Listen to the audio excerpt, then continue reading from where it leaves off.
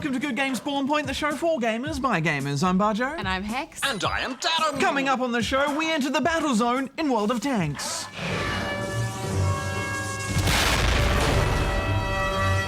Plus, we go bananas for some super tough platforming in Donkey Kong Country Tropical Freeze.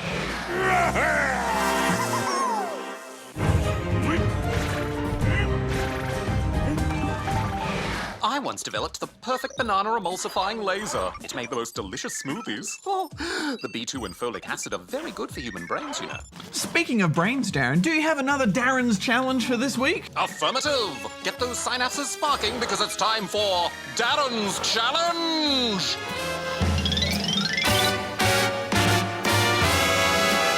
This week, I want you to answer me this. How is Diddy Kong related to Donkey Kong? I'll tell you the answer at the end of the show. I always thought they were brothers. Negative. Well, while we think on that, here's Goose with the news. Goose, I found your makeup here. Don't you need it for the news? No, Bajo, there's no time for makeup. The news can't wait. I've got to get on with That's it. not professional. No, It was shiny. we're rolling. I've You got to need go. Goose here with all the gaming news from around the world. Mobile phone manufacturer HTC has unveiled an initiative that can boost the speed of science research by using your phone while it charges. By launching an app and connecting to the internet, the computing power of idle phones from around the world could be turned into a kind of supercomputer.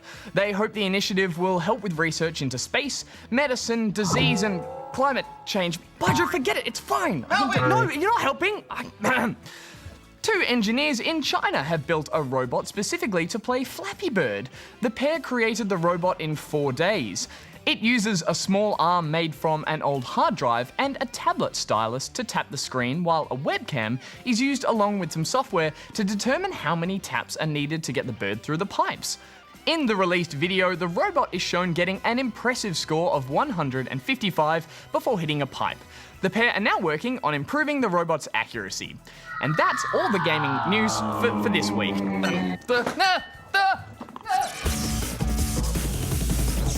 Thanks, Goose. Now it's time to enter a world of armor and artillery, of treads and tracks, a world of tanks. Panzer IV!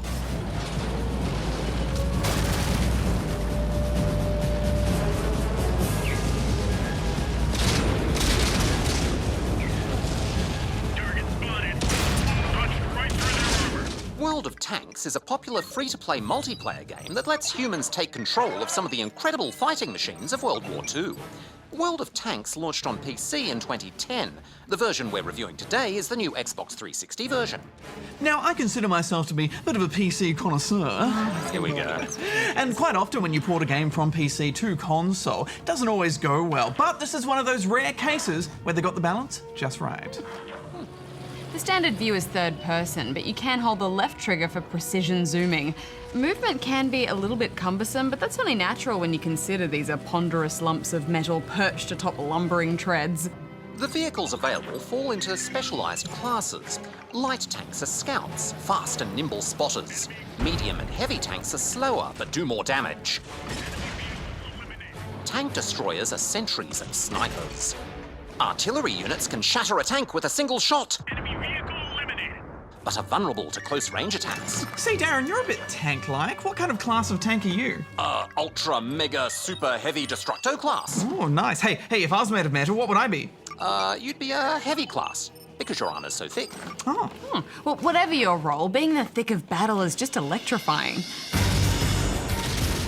The sound design is so engaging. The blast of your cannons, the clank of metal when a shot connects, the whiz of a near miss over your head.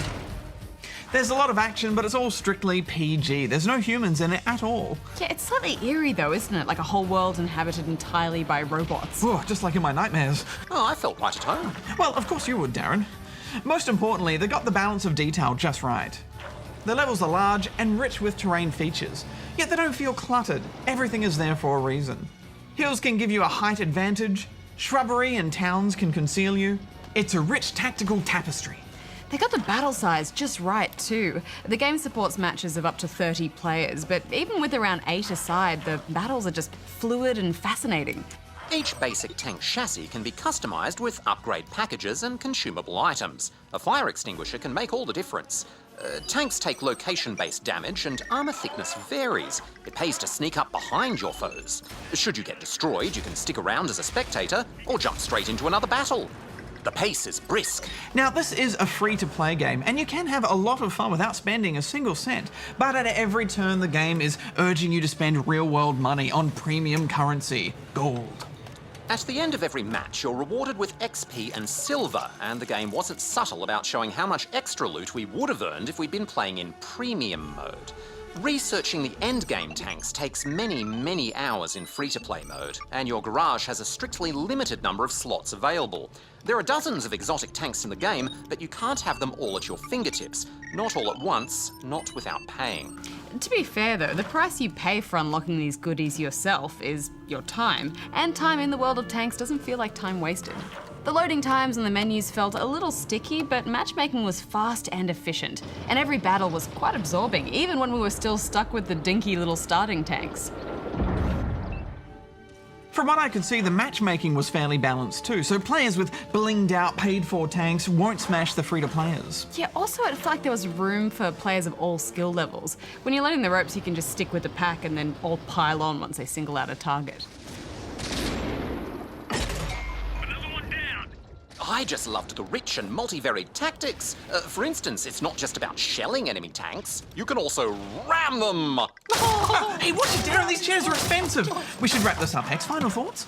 Well, I just love a game that's free to play but not exploitative, and deep but not intimidating, so I'm giving this 8 out of 10 rubber chickens. I can now see why this game is so popular. It's just pure fun. I'm giving it 9 out of 10 rubber chickens. Well, now that review is all done, I can unveil my new segment, a brand new part of Spawn Point commissioned by Kerry himself. Oh. All right, Darren, I think we're ready. Yes, I'm not so sure about this, but I guess, Darren, the stage is yours. Just wait until you see the international guest I lined up. Oh. If you could roll the tape, please.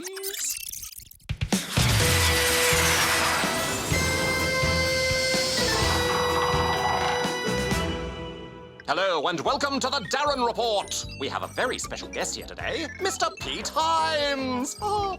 Now you understand this is just a formality, but I do have to scan you for noobishness. Hold perfectly still, there may be some momentary discomfort. Scanning. Scanning for noobishness. Scan complete. You are completely noobite free. Now, could you tell the spawnlings about your job? What's your job description and what do you do? I work for a company called Bethesda that develops and publishes games, and I'm the vice president of PR and marketing. So I come up with cool trailers and videos and screenshots, and I get to come talk to gaming luminaries like yourself. Oh, you're too kind. Now, could you tell the spawnlings how you got your start in the games industry and what they should think about doing if they want to follow in your footsteps? Sure. I actually got my start writing for a gaming website where I would part-time in the evenings. I would write about games, I would review them, I would interview people, and I had a full-time job on the side, but games was something that I loved, and eventually I had a chance to combine my 2 jobs into one, and they said, hey, you're really good at what you do, and you know a lot about games, you should come work for Bethesda, and I've been there ever since. So would you say that having a passion for gaming is important? You know, it's one of those things, Darren, that there's lots of kids out there who want to get a job in video games. So if it's something you really want to do, you're going to have to work hard at it. That means, you know, taking every chance you get, whether it's practicing writing game reviews, if that's something you want to do, talking to your friends about it, really making sure that you learn a lot about the industry and different kinds of games so that you can figure out what exactly you want to do, because there's all kinds of different jobs you can have. Now, Pete, you've been playing video games for many years. Could you tell the spawnlings a bit what it was like to play video games in the olden days, the 1980s? Yeah, back when I started, I had a very old computer that maybe some of the kids' parents will know about called the VIC-20. We used to get a magazine, and the magazine would come with lines of program code in it to create different games. So you'd have to sit down and type in the code line by line to run the program that would allow you to play these really simple little games. And so you go from that to what we're doing now. It's pretty different. Now, you understand that as part of the agreement to come on the show today, you agreed to give a world exclusive. Give me a world exclusive! I'm able to confirm that we are in negotiations with Darren's agent to try and get him a small part in a future video game. Now, he may be very, very far off in the distance and just appear as a small speck, but those negotiations are underway, and we hope to have you in one of our games in the near future. Yes, well, your people will talk to my people and Absolutely. we'll hammer something out. You've been wonderful here today, and as a special reward, I'd like to award you a Darren magnet. It's on the desk in front of you. That's wonderful. That's yours to keep. I will put it on my fridge and display it with pride, Darren. Thank you very much. Ladies and gentlemen, and spawnlings, Pete Hines. Back to you, Bajo and Hex. Yeah, Hines, he's an experienced developer. Yeah, I was annoyingly impressed with how good Darren's segment was. Yeah. All right, well, are you ready for another round of ferocious question and answer action, Bajo? I am sorry. Ferocious? What's so ferocious about it? Settle down. Relax. Relax, Yeah, Hex. This is a fun word to say, though, isn't it? Ferocious. Okay, let me try. Ferocious! Well, that just sounded like you did a really bad sneeze. I did a little sneeze in there. Anyway, enough jibber jabber. Let's answer this first question. First up, we've got this one from GLaDOS, who is right behind you in outer space, which is outside Australia, of course. I got some sneeze on your screen. Let me just get that. Oh, no. Oh, that's unhygienic. Hi, GGSP. I have asked you many questions before, and now I just want to ask you one more thing. So, in LEGO Marvel Superheroes, where do you find Deadpool missions? If you know, please tell me, and can you review this awesome game? And if you have, please tell me where to find it. P.S. Please let Hex answer this question. Bajo, I'm afraid I can't let you do that. P.P.S. Hex, do these faces. Ah. Oh. Roll.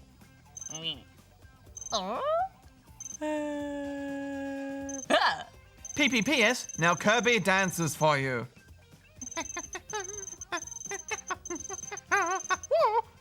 P.P.P.P.S. Bajo is cool. And Hex is awesome. P.P.P.P.P.S. Bajo, be nice to Hex and stay cool. P.P.P.P.P.S. Darren is a noob.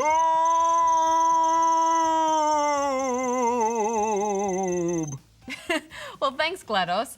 You'll find Deadpool missions scattered around the New York City hub world. There's 11 of them all up, and they're actually marked on the game map by a variety of icons, so they're easy enough to spot. For a few of the missions, you can simply enter them wherever you find them, but the rest of them require an ever-increasing amount of gold bricks to access. You'll need 200 gold bricks all up to get access to all of them, and one of the missions is only unlocked when you finish the main game. And yes, we have indeed reviewed it, and like all our reviews, you can watch it online on our website. Just look in the review section, then if you sort the reviews alphabetically, just look under L for Lego, and you should find it easily enough. Moving on now to this one from Thomas, who is in Sesame Street outside Australia.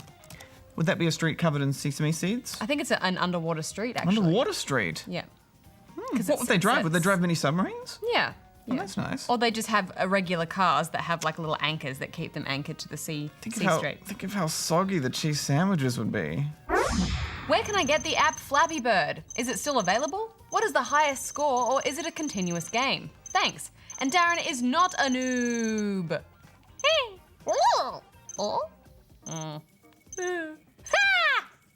Yeah. Sorry to say, Thomas, but Flappy Bird was pulled down by its creator for various reasons, but its spirit lives on in the many clones available, with one of my favourites being the highly sophisticated Farty Bird.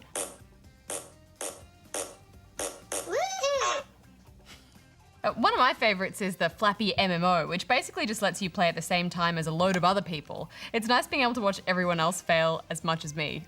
And yes, it is a continuous game, so there isn't really a highest score, but I think the game actually stops counting at 9,999,999. So I guess that's technically the highest score. Pretty sure it's not humanly possible to get that score though. Well, there you go. So let's move on to this one from Batman and Batmania, Victoria. What is the difference between 30 frames per second and 60 frames per second? Does it affect gameplay?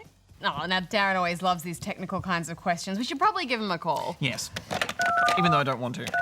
He is good at these questions. It's ringing. Hello, Bajo. Oh, hi, Darren. Darren, How's it going? Hex as well. Darren, you can't just sneak up on people like that. It's very scary. Yes, Darren. Now, that was very funny, but are you here to scare us or are you here to answer the question? Oh, it's not always about you, Bajo. Now, Mr. Wayne, frames per second, or frame rate as it's known, is simply the measurement of the number of unique images being rendered per second. Essentially, every moving image, whether it's TV, movies, or video games, is made of a series of rapidly changing images which come together to create the illusion of movement. So, at 30 frames per second, for every second that goes by, 30 unique images, or frames, are created, whereas at 60 frames a second, there are... 60? Oh, affirmative, Hex. Personally, I like my games at 60 frames a second. The difference between 60 and 30 is in some ways very subtle, but it's also very noticeable. Controls become more responsive and movement looks much smoother. Oh, affirmative, Bajo. That's partly because frame rate is directly linked to input lag, which is the time it takes from pressing a button on a controller to seeing the action happen on screen. Games running at 60 frames a second can respond to an input in about 17 milliseconds, whereas at 30 frames per second, that time almost doubles to 32 milliseconds. That's still very fast though, right, Darren? Oh, affirmative, Hex. The average blink of a human eye is anywhere from 100 to 400 milliseconds. So yes, 30 milliseconds is fast. Well, thanks so much for that comprehensive answer, Darren. While you're here, how about you help us answer this question from Darren's Noob Arena in Darren's hard drive, which is outside Australia. Can you tell how fast I'm blinking? Is that like 32 per millisecond? Yes. Point carry the one, yeah? Yep. Hi, GGSP. I was wondering if there were any game-creating games I could use to make an actual game, and Bago, try eating ham sandwiches. In the box, I did. Darren, DNA out. Well, my little noob arena, there certainly are quite a few of those to choose from. Of course, there's the Little Big Planet series, which is renowned for its user creation tools, letting people with a bit of patience and know-how build their very own games. Yes, Darren, but of course they're all only available on PS3. Is there anything the Spawnlings can use for free? I was just getting to that. Roblox is a free game that I know a lot of Spawnlings already play, and that's available on PC. Players use blocks and bricks together with a basic programming language to build their own games and scenarios. There's also the upcoming Project Spark, which will be a free game creation tool for PCs and Xbox, which looks quite promising. And what if they actually wanted to make their own games from scratch as opposed to having to make them within other games? Well, Hex, there's several game development kits available for free. A good one is called Game Maker. It's designed specifically for novices, so it's an excellent starting point for those interested in learning the basics of making games. I'm pretty sure that's what the original Spelunky was made with. Oh, affirmative. It's limited to the creation of 2D games, but as we all know, 2 dimensions is more than enough to have fun with. If you're looking for some more advanced tools and something that can build 3D games, then an excellent starting point would be Unity. It's an extremely versatile engine, and many well-known games have been created using it. If you'd like something even more advanced than that, then there's also the Unreal Engine Development Kit, known as UDK, which is a version of what many of the top tier of game developers use to make their games. Right, well there you go, Spawnlings. You could be making your very own games if you wanted to. Makes me want to have a crack at making my own game, Hex. It would definitely be a cheese sandwich eating simulator. Well, it still takes lots of imagination and hard work to make a good game, Bajo. It isn't easy. But if you're interested in it, then get started, because practice and experience is all that separates you from being a fully fledged game developer. Well, it's pretty cool. But anyway, on that note, we're actually out of time for this week. So if you'd like to ask us something, then go here and send your questions in. Now, come on, guys, back to the studio. All right. Affirmative. Just get it through. Thanks for your help today, Darren. Yeah, really great. No worries. All right, guys, it's time for another Rumble in the Jungle with Donkey Kong Country Tropical Freeze.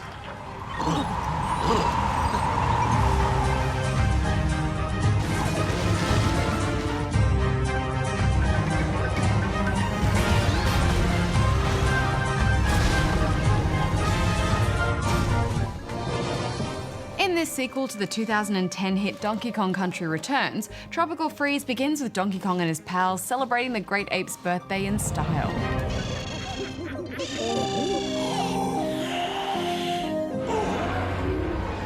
But it seems the Kongs can't catch a break these days, as a sudden mysterious chill blows in thanks to some rather sinister-looking Arctic animals, flinging the family far off into the distance. With their island paradise now encased in a powerful permafrost, the Kongs must island hop their way back home, completing challenging side-scrolling levels, collecting multiple hidden secrets, and battling a whole barrel full of frosty new fiends. It's so great to see some fun and creative enemy design in this series again. I wasn't really a big fan of the floating tiki masks from the last game, but these icy Viking invaders feel far more fitting to the DK universe. Just look at this little archer penguin. Aw, so cute. Yes, cute but dangerous, which I think perfectly sums up Tropical Freeze. Each bright and cheerful level is packed full of hazardous obstacles and tricky platforming sections that will have even long-time Donkey Kong Country fans going through more red balloons than ever before.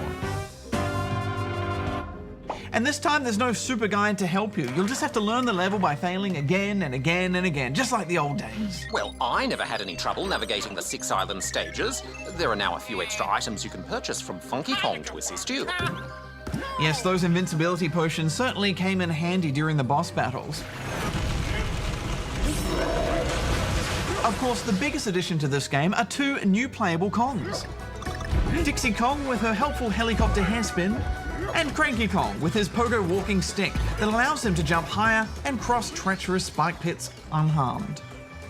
And these extra characters can really change the way you approach each level. I found myself using Diddy's jetpack and Dixie's spin the most, but I was surprised at how useful I found Cranky's pogo, especially to reach collectibles or just jump over enemies completely. I also liked how you could pick and change the initials on each buddy barrel by slapping the ground in front of it. You can now also activate a special Kong Pow ability to clear the screen of enemies, which is a nice addition, but it does tend to break the flow of the game, which is all about focusing on perfectly timing your jumps and barrel blasts. Another feature I was surprised to see, or not see in this case, was the lack of Wii U gamepad integration. I mean, maybe it's because the devs thought it would be too distracting to look away from the screen, or maybe it was to save on battery life, I don't know, but regardless it feels a bit weird to have nothing there at all. Yeah, I don't know how to feel about that, because on the one hand it proves that not every single Wii U game needs to use the screen for something, but on the other, have this piece of fancy tech, why not use it for something? Maybe level progression or lives, anything. Luckily, the game's creators haven't skimped out on the most important part of a DK game, the level design. Yeah, I agree, Darren. It's just wonderful. In fact, they introduce a new idea almost every single level, so no two ever feel the same. And it was also great to see a return of those strangely calming underwater levels. There's just so much creativity and imagination bursting out of all of these generously large levels. Scenery will blend from one environment to another with clever transitions, including some great 3D camera work. There's also the 2-player crazy co-op shenanigans and the return of Time Attack with the feature to post times and watch other players speedrun. All in all, this is a seriously tricky but rewarding platformer that's an absolute blast to play. I'm giving it 9 out of 10. Yes, you know, I was starting to think that maybe Nintendo was falling behind when it came to platformers, especially after we had that excellent Rayman Legends from Ubisoft last year. But I'm happy to say that the King of Kongs is back in tip-top form. I'm giving this 9 out of 10 as well. All right, Spawnlings, it's time to reveal the answer to my challenge. Oh yeah! I asked you, how is Diddy Kong related to Donkey Kong? The answer is, Diddy is Donkey Kong's nephew. Ah, the Kong family course. is a big one. I'm really enjoying these challenges, Darren. Next week on the show, we check out the ye olde worldy world building of Banished.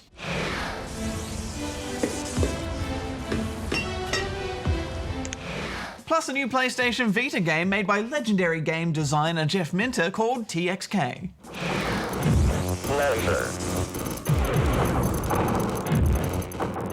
It's hard to imagine 2 games being more different from each other. Well, that's the wonderful world of gaming, Darren. Till next time, may all your games be good ones. Hex out. Bajo out. Darren out.